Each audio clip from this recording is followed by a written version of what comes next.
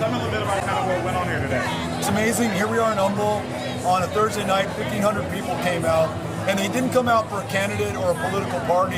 They came out for our country. I mean, the question of America is being called. Are we going to be a republic? Will we have a constitution? Will we have rule of law? Will we still have this democracy? And people are standing up to fight for this right now. And so I love the energy and the spirit of Humble and Harris County in this part of Texas. So tell me a little bit about some of the questions you got asked and kind of how did you feel about some of that and what kind of advice you were to get back to people? People told us really powerful stories about what it would mean if they lost Medicaid. One young man said it's going to be $25,000 a month out of pocket to be able to keep himself alive. We heard from a woman whose husband has Parkinson's. She's a sole caregiver, and she's worried about what happens if the money runs out on that.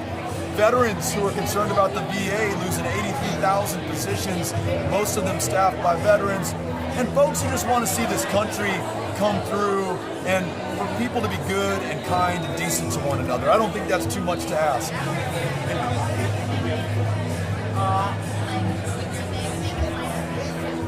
You know, you've done these across the state. Kind of talk about what the turnout's been for those. Yeah. So, you know, we've been in Wichita Falls, we've been in Denton, we've been in Amarillo, Fort Bend. Here tonight in Humble, more than 1,500 people showed up on a Thursday. I mean, I really think that says something about the moment, the fighting spirit of our fellow Texans, because these are Republicans, Democrats, Independents. You know, Dan Crenshaw's not showing up to listen to them. Greg Abbott won't allow us to have a congressperson in the 18th district, Sheila Jackson Lee's district. But the people are taking matters and power into their own hands, and it's really beautiful. And I think not only is that the way to fight back now, but it's the way to set us up to win political power and deliver for the people that we care for and want to serve right here in Texas. If somebody is feeling down about the way the direction the country and the economy and things are headed, what message do you have for those people? You know what's so great about town halls like these is it's not the message from me, and it's not a political or a partisan message. It's just folks listening to one another, being moved by the young mother whose daughter is going to lose out because her school is no longer going to have the funding that it needs because of this voucher scam, or that Trump's cutting the IDEA Act that provides funding for special needs kids. It's folks who are healthcare workers who can't get by on a minimum wage in this state, $7.25 an hour. So you can have a politician, you know, talk at you, or you can listen to your fellow Texans. They're the ones who are going to convince you, move you, inspire you, and based on that and the action that you take, we can make life better for our fellow Texans. But it starts in bringing people together in meetings like these. And I had another question. When you're talking about voting, and I heard you tell about like how difficult it is just to get people either registered or to the ballot or to the other thing. Tell me a little about that, especially here in Texas.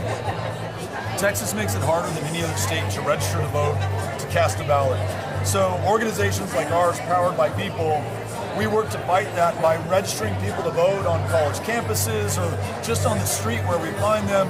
And then importantly, we stay in touch with them to help them navigate the voting laws in Texas and actually turn out and vote. You know, I don't think we're a red state so much as we are a non-voting state. When we make it easier for more people to vote, I'm confident that we're going to restore a woman's right to make her own decisions about her own body. We're going to raise the minimum wage. We're going to make sure more people can see a doctor. We're going to fully fund local schools so that your kid gets the best damn education they can. But it's only going to happen when more people vote. And so that's what we're focused on. You're having these town halls. What do you want the kind of the end game to be? I think there are a lot of people right now who, understandably, given what Trump and Abbott are doing, they're tempted to despair. You know, the big thing about these town halls is when you come together and you see 1,500 other people who've chosen to show up on a Thursday night in a non-election year, it gives you hope. It gives you cause for optimism. And once you have that hope, you're more liable to take action, to go out there and register voters and turn them out and do the work that gets our country back. So it starts with town halls like these. That's why I'm so pleased with the turnout tonight here in Humble, and why I'm confident that the folks that we met this evening are going to go out there and save this country. I had one last question. For the people who missed you tonight, when can they expect to see you back in the Houston area somewhere? So even though I live in El Paso at the other end of I-10 in the state of Texas, a 12-hour drive, You cannot keep me away from Harris County in Houston, Texas. I love this place. I love everything about it.